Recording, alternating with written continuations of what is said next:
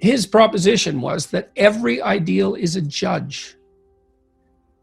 And that makes perfect sense, because an ideal is something to which you aspire. And the gap between you and that ideal, if it's your ideal, is felt as judgment.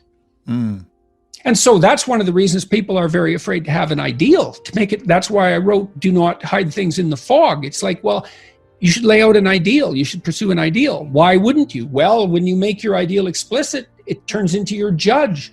Well, then you can listen to that judge and move forward and transform. But, it's pretty damn harsh. Because especially to begin with, you posit an ideal, especially if you're in a mess. God, every bit of you is being judged as unworthy. Yeah.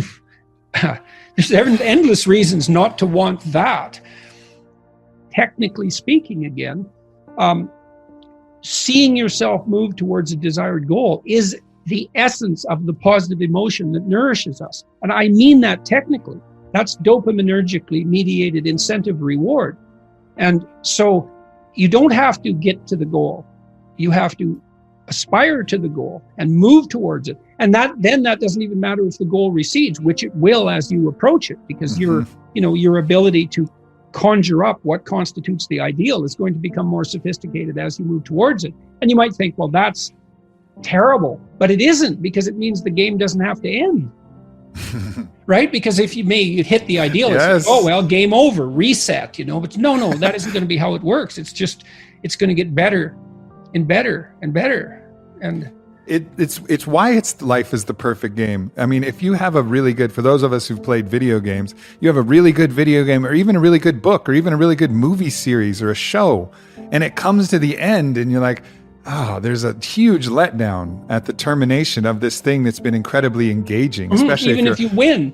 Yeah, exactly. You win and you get this moment satisfaction, but it's replaced almost immediately by the disappointment of the cessation of the game and the recognition that you're in a finite game when you really want to be playing the infinite game. And that's what life is, the infinite game of renewal of life. And that's why it's so good. We'll never replace it. It can't get better. And it's hard as hell. And it's hard as hell at the same time, and that's the way we would want it. Well, it seems like that's the way we want it. I mean, that's another thing I talk about a little bit in the new book, is like, well, when you look back on your past, it's generally having done something difficult that you remember positively, I would say. Yeah. So then there's something about you that craves difficulty, optimal difficulty at least. Yeah. Strangely enough. There's this idea in Christianity that we've discussed briefly, that the judge and the redeemer are the same figure. Now, in the book of Revelation, you may know this or you may not, Christ comes back as a judge, and he has a sword coming. It's a revelatory vision, that book. It's a very strange. It's the last thing you'd expect conservative Christians to believe in. Believe me, it's such a visionary hallucination, the book of Revelation. But Christ comes back with a sword coming out of his mouth, and he comes back as a judge.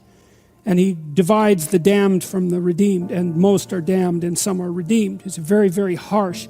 Now, Jung believed that the figure of Christ in the Gospels was too agreeable, too merciful, too tilted towards mercy, and that called out for a counter position, and that was the counter position of judgment. Very interesting hypothesis. But then there's this melding of the two ideas that the judge and the redeemer are the same thing. Okay. Now, this young man told me that his life lacked purpose and direction and meaning, and that he was nihilistic until he read Zen and the Art of Motorcycle Maintenance, which is a book I actually like quite a bit. I've read it 3 times at different decades of my life. And one of the things that's very interesting about that book is that it's an examination of the idea of quality, of the idea that there are qualitative distinctions between things, and that we have an instinct to make qualitative distinctions. And so a qualitative distinction is simply, this is better than that, which is a judgment. Okay, now what Ratzinger is hypothesizing is that the person in and of, how the modern idea is you're supposed to accept yourself. I think that's an insane idea, by the way. really, I can't think of a more nihilistic idea than that you're already okay. It's like, no, you're not.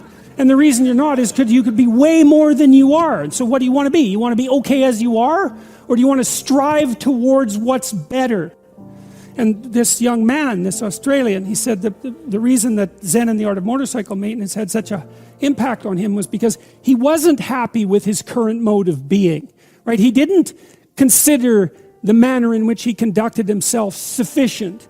And the fact that the author of Zen, and it was Persig, laid out the notion that you could make qualitative distinctions, and there really was a difference between good things and bad things, or great things and evil things. It gives you direction. It gives you the possibility of moving upward. And Ratzinger is pointing out, at least to some degree, that human beings are insufficient in and of themselves and need the movement upward. And so they need to conceptualize something like the highest good, and then to strive for that. And the thing is that there isn't any difference between conceptualizing the good and being judged. Because if you're going to conceptualize the good and move towards it, what you have to do is separate from yourself all those things that aren't good and leave them behind. And that's why the Redeemer and the Judge are the same thing. And one of the things that's really appalling, I think, about our modern world is that we're rejecting the notion of qualitative distinctions. You say, well, we don't want to hurt anybody's feelings by saying that one thing is better than another. It's like, okay, fair enough. It's not fun to be cast off with the damned, that's for sure.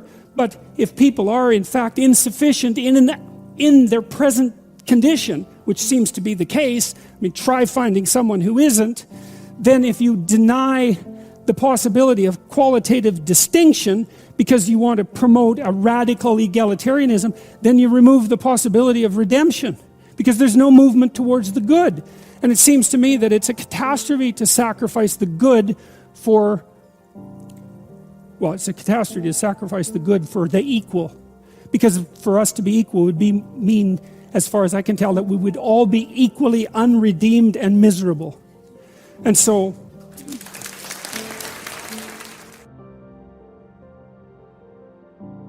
we remind ourselves constantly to be grateful.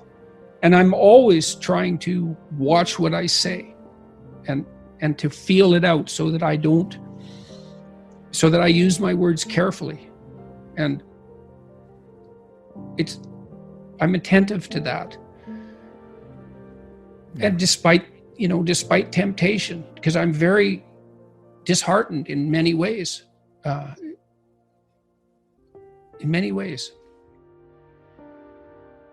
I spent a lot of time trying to be of aid to people, let's say. And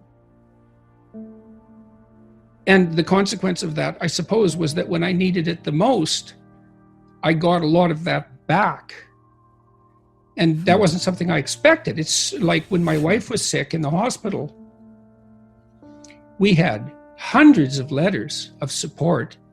Prayer groups contacted us and well-wishers who said, we hope, we're praying, we want this to work out, we're thinking about you. It's like, wow, that's great. It's sustaining. And certainly, I read the YouTube comments and so forth, and thank God most of them are positive. I don't know possibly how people live when that's not the case, because negative ones strike me to the core. So I'm a very peculiar person for what I'm doing, actually, because I don't have that much resilience in the face of criticism. I'm very sensitive to it. But fortunately, there seems to be a lot of support, and constantly, thank God. It's a remarkable thing. I can't believe it. I really can't believe it. And I'm pleased people seem to be responding to this book positively. I looked at some of the public reviews on Amazon, and there's not a lot of them yet, a couple of dozen, but they seem to be trending in the direction that I would hope for. And so good. I hope this book is helpful. I tried to make it full of things that were helpful to me,